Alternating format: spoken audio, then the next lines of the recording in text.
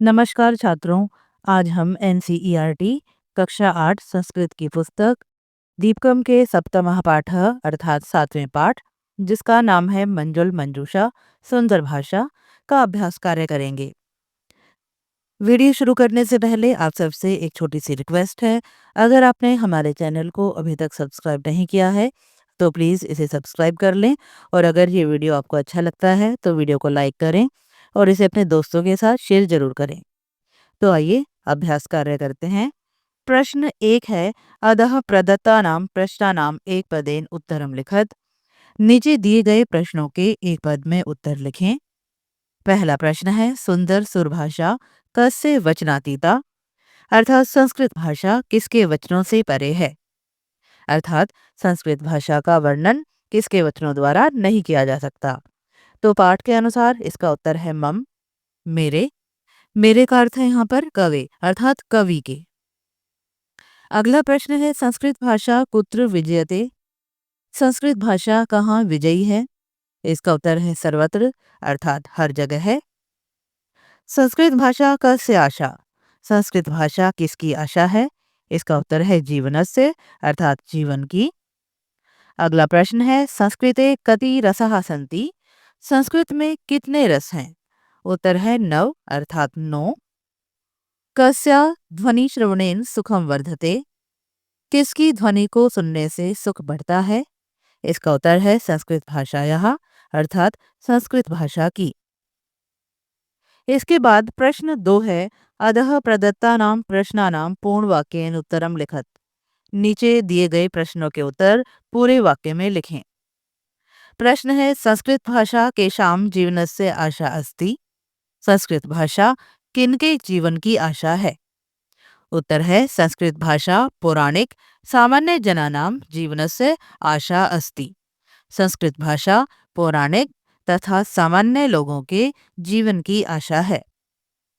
अगला प्रश्न है, केषां विचाराः जनान् अभिप्रेरयन्ति, किनके विचार लोगों को प्रेरित करते हैं।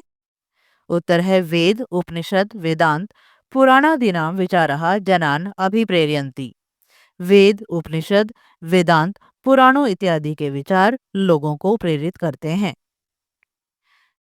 अगला प्रश्न है, कई रसई समृद्धा साहित्य परंपरा विराजते, साहित्य किन रसों के द्वारा समृद्ध है।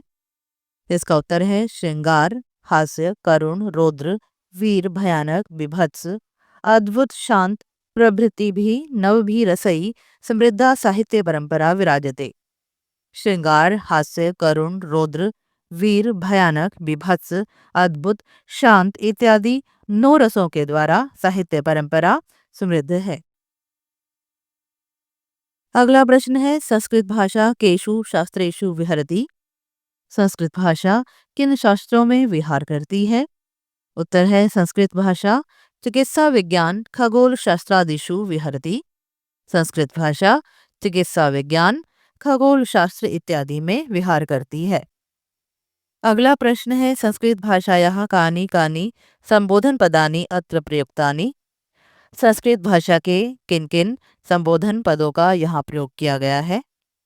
उत्तर है संस्कृत भाषायाः मंजुल मंजूषा सुंदर सुरभाषा अयि मातः श्रुति सुख निनदे सकल प्रमोदे स्मृति हित वरदे सरस विनोदे इत्यादिनी संबोधन पदानि अत्र प्रयुक्तानि। संस्कृत भाषा के लिए मंजुल मंजूषा सुंदर सुरभाषा अयि मातः श्रुति सुख निनदे सकल प्रमोदे स्मृति हित वरदे सरस विनोदे इत्यादि संबोधन पदों का यहाँ प्रयोग किया गया है। इसके बाद प्रश्न 3 है, रेखांकित पदानि आश्रित्य प्रश्न निर्माणम कुरुत, रेखांकित पदों को आधार बनाकर प्रश्न का निर्माण कीजिए। यहाँ पर पहला वाक्य दिया गया है, मुनिगणः संस्कृत भाषायाः विकासम कृतवन्तः, मुनिगणों ने संस्कृत भाषा का विकास किया। यहाँ पर संस्कृत भाषाया पद को रेखांकित किया गया है। प्रश्न बनेगा, मुनिगणों ने किसका विकास किया है। तो हम संस्कृत भाषायाः के स्थान पर कस्याः शब्द का प्रयोग करेंगे। मुनिगणः कस्याः विकासम कृतवन्तः और अंत में प्रश्नवाचक चिन्ह लगाएंगे।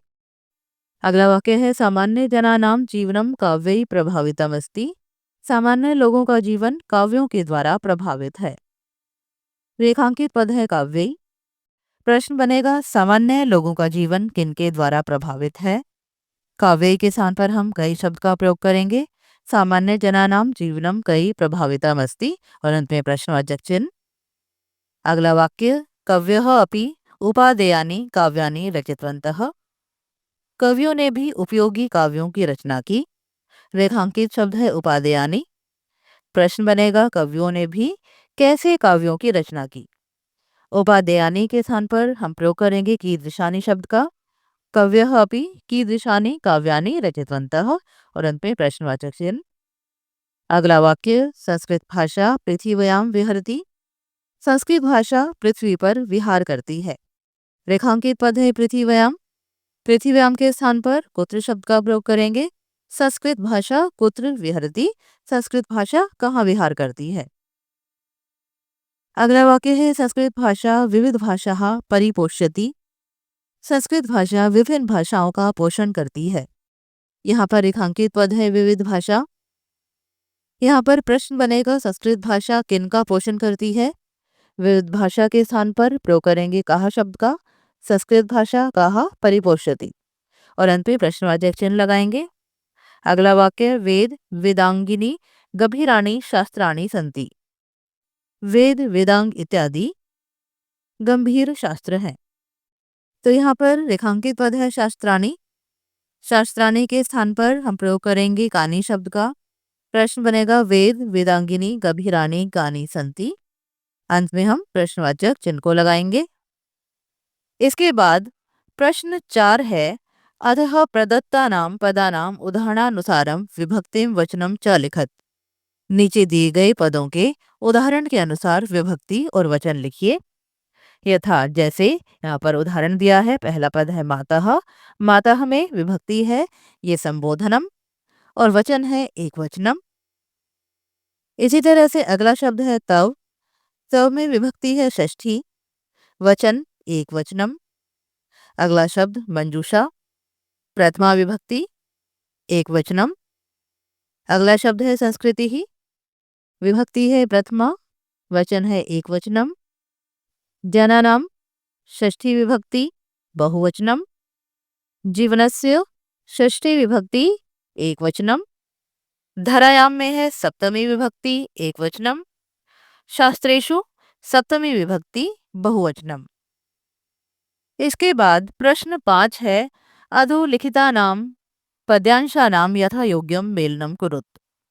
नीचे लिखे गए पद्यांशों का यथा योग्य मिलान कीजिए। यहाँ पर 2 वर्ग दिए गए हैं कवर्गः और खवर्गः। यहाँ पर पद्यांश है अयि मातस्तव पोषण क्षमता। इसका मेल होगा मम वचनातीता सुंदर सुरभाषा। इसके बाद है वेद व्यास वाल्मीकि मुनि नाम। इसका मेल होगा कालिदास बाणादिक कवि नाम के साथ।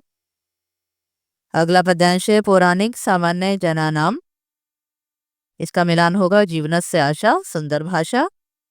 श्रुति सुख निनदे सकल प्रमोदे। इसका मिलान होगा स्मृति हित वरदे सरस विनोदे। वैद्य व्योम शास्त्रादि विहारा।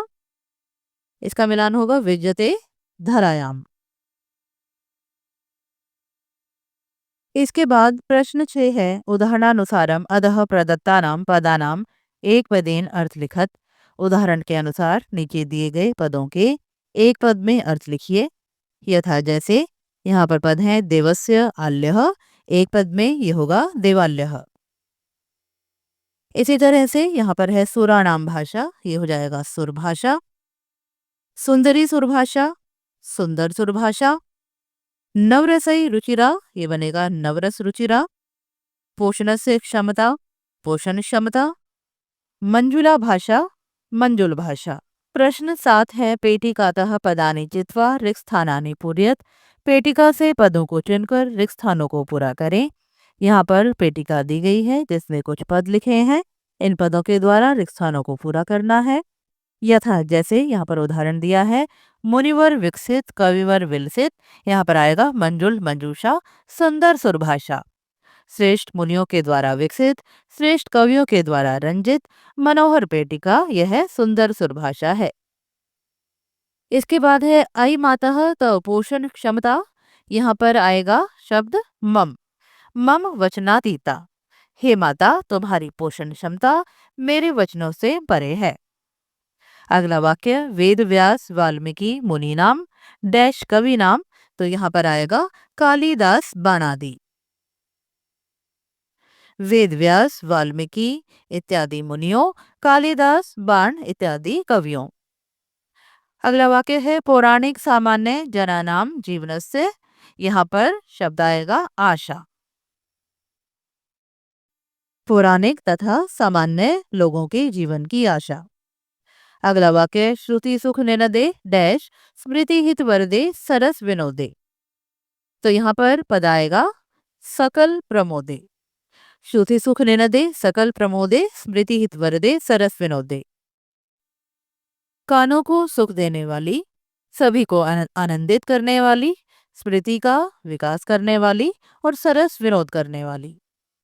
इसके बाद वाक्य है गति मति प्रेरक काव्य विशारदे तव डैश ऐशा सुंदर सुरभाषा। तो यहाँ पर पद आएगा संस्कृति। तो ये होगा गति मति प्रेरक काव्य विशारदे तव संस्कृति ही ऐशा सुंदर सुरभाषा। गति तथा बुद्धि को प्रेरणा देने वाली, काव्य में निपुण तुम्हारी संस्कृति यह सुंदर सुरभाषा। अगला वाक्य है नवरस रुचिरा लंकृति धारा डैश वेदांत विचारा। तो यहाँ पर पद आएगा वेद विषय। नौ रसों से अलंकृत धारा, वेद तथा वेदांत के विषय में विचार। अगला वाक्य है वैद्य व्योम शास्त्रादि विहारा डैश धारायाम सुंदर सुरभाषा। तो यहाँ पर पद आएगा विजयते। वैद्य व्योम शास्त्रादि विहारा विजयते धरायाम सुंदर सुरभाषा। चिकित्सा तथा खगोल शास्त्र इत्यादि में विहार करने वाली यह संस्कृत भाषा धरती पर विजयी है। इसके बाद प्रश्न 8 है अधोलिखित विकल्पेषु प्रसंगानुसारम अर्थम चिनुत। नीचे लिखे गए विकल्पों में से प्रसंग के अनुसार अर्थ को चुनिए। पहला प्रश्न है मंजुल मंजूषा इत्यस्य अर्थः क। मंजुल मंजूषा का अर्थ क्या है? इसका उत्तर है मनोहर रूपेण संकलिता। इसके बाद अगला प्रश्न है सुंदर सुरभाषा केशाम जीवनस्य आशा उच्यते।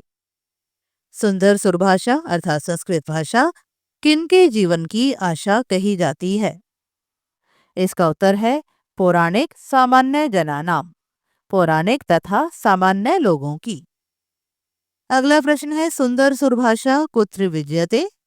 संस्कृत भाषा कहाँ विजयी है? इसका उत्तर है धरायाम अर्थात धरती पर। अगला प्रश्न है सुंदर सुरभाषायाम किम नास्ति। संस्कृत भाषा में क्या नहीं है? इसका सही उत्तर है अशुद्धि ही। इसके बाद प्रश्न है कवि ही सुंदर सुरभाषाम कीन पदेन संबोध्यति। कवि संस्कृत भाषा को किस पद के द्वारा संबोधित करता है? तो इसका सही उत्तर है मातः अर्थात माता। तो छात्रों, ये था आपके पाठ 7 का अभ्यास कार्य। आशा करती हूँ आप सभी को अच्छी प्रकार से समझ में आया होगा। वीडियो देखने के लिए आप सबका धन्यवाद।